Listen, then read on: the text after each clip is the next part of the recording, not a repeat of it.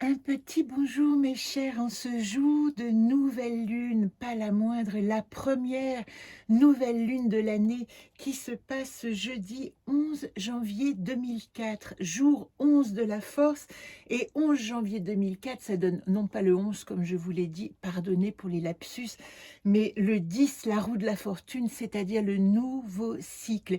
Et oui, cette nouvelle super lune, hein, c'est une super nouvelle lune, ça veut dire que elle est au périgée de la Terre, qu'elle est au plus proche dans son ellipse autour de la Terre, donc elle est très influente. Elle se passe à 12h58, qui est à peu près l'heure à laquelle j'enregistre, et je reviens vers vous, non pas pour vous faire le tirage avec le jeu Solune, parce que ça, je vous ai dit que cette année, je vous laisserai libre de faire le tirage. Pour faire le tirage, je vous donne juste l'indication. Vous ressortez les deux cartes qui correspondent à ce cycle.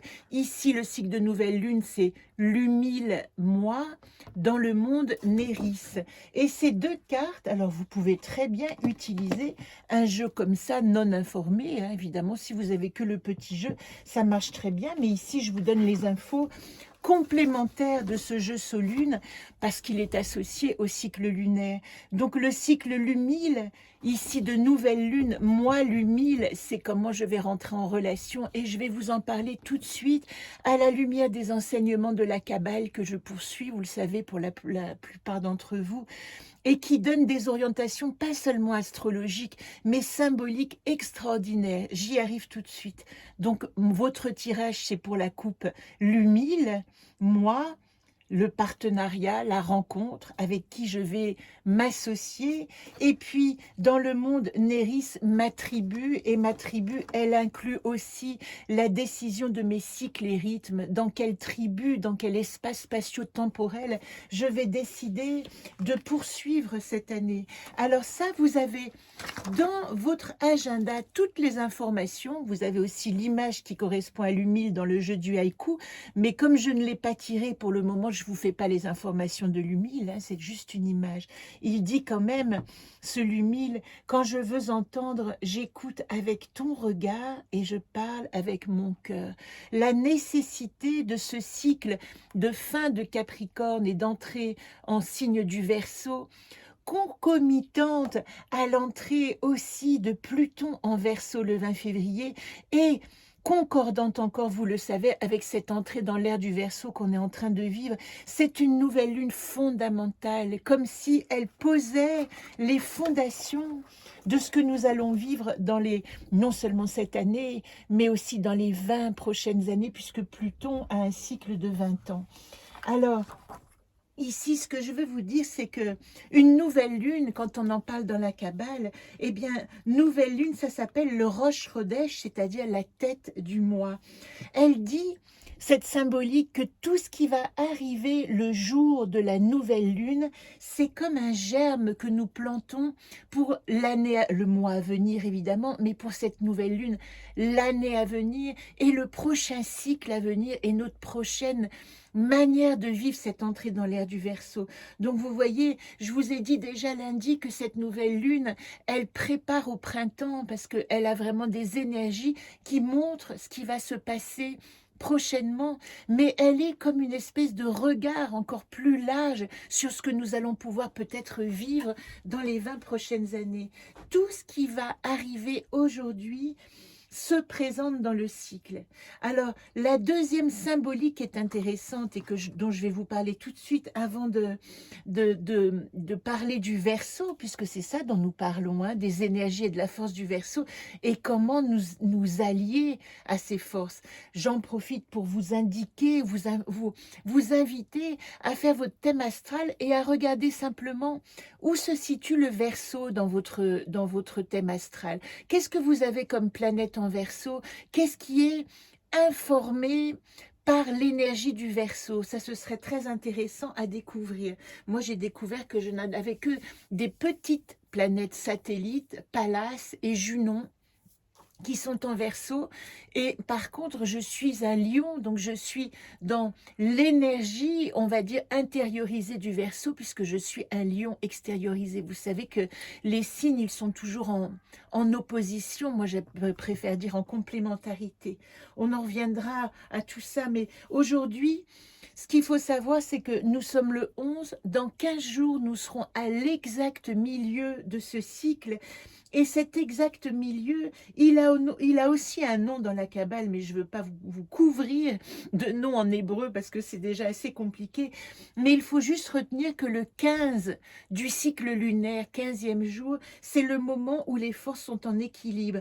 C'est comme si vous plantiez une graine aujourd'hui et que le 15, il y a cette espèce de shift pour le changement nécessaire qui va permettre à cette graine de germer. Le symbole du Verseau, pour parler de ce mois-ci et de l'ère du Verseau, c'est 2600 ans. Et puis le cycle de Pluton, qui est l'annonciation de grandes transformations, c'est 20 ans. Le symbole du Verseau, c'est associé à l'image du développement spirituel pour l'humanité. Nous entrons avec cette nouvelle lune dans le thème du collectif. Après le Capricorne, qui est vraiment celui qui regarde au plus profond, qui regarde en bas, eh bien, on va faire grandir l'esprit, le spirituel en nous. Et ce qui est intéressant de savoir, c'est que, vous voyez, le Capricorne est juste avant le Verseau, ce sont deux signes qui sont l'un après l'autre, et ce sont dans le zodiaque les seuls deux signes qui ont une planète associée conjointe, Saturne. Parce que Saturne, qui est la 7e planète de notre système solaire, elle est à la limite entre le divin qu'on ne peut pas, auquel on ne peut pas accéder et notre système solaire qu'on voit. Donc quand on est en Capricorne, on est à cette limite qui dit je vois encore et j'étudie encore la profondeur de mon existence comme microcosme dans un macrocosme. Mais quand on rentre dans le Verseau, il dit bien maintenant, au lieu de regarder en bas, c'est-à-dire vers les autres planètes qui sont nos planètes proches, je tourne mon regard et je regarde vers les planètes les plus lointaines qui, elles, expriment notre rapport au divin. Donc ce que je veux dire, c'est que l'entrée dans le Verseau, c'est vraiment l'entrée dans la conscience spirituelle que nous pouvons avoir.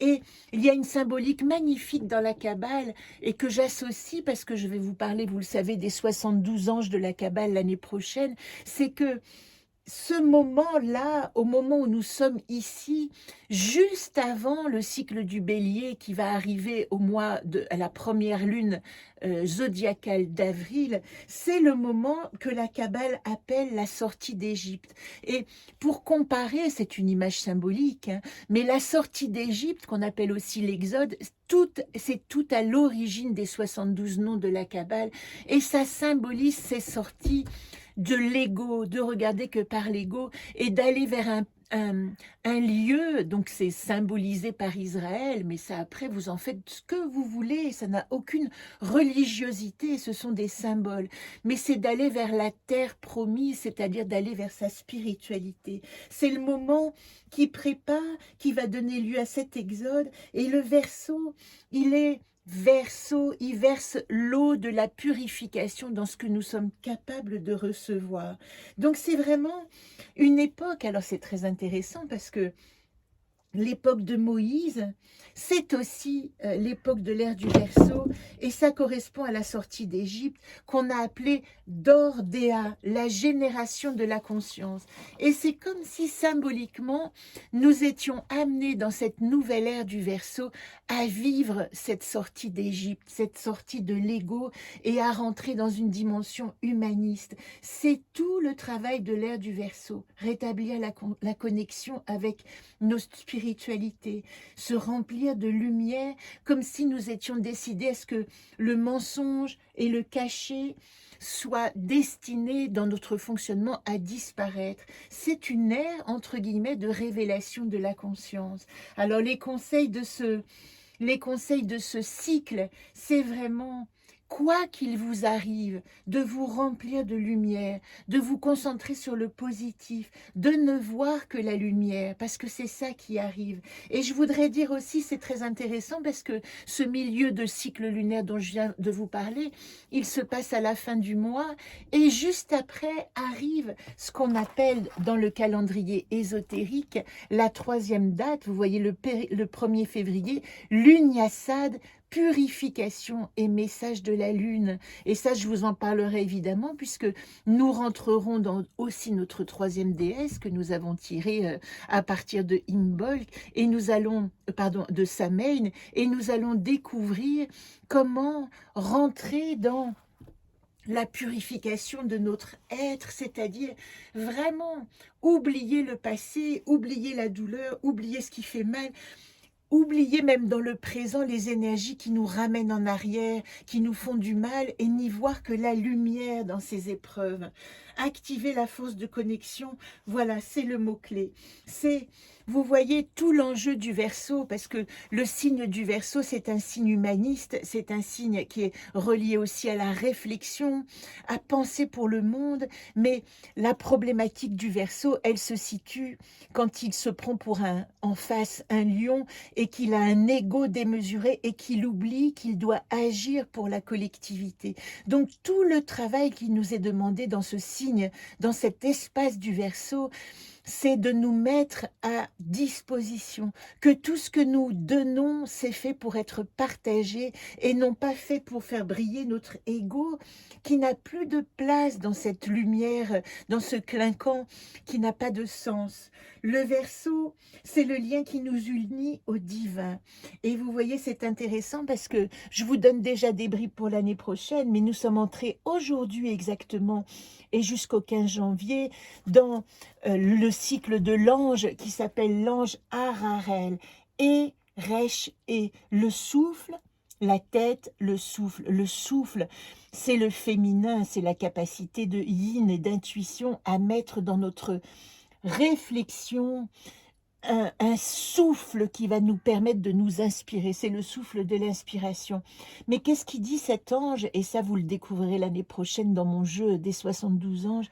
Il dit, son mot-clé, c'est activer le cordon ombilical. Retrouver, et c'est intéressant parce que la lettre qui est associée au Verseau, qui est Tsadé, c'est une lettre qui parle de l'estomac, mais principalement de la dimension dans l'estomac, de la place du nombril. Comment est-ce que je vais activer dans ce mois du Verseau ma connexion avec le spirituel?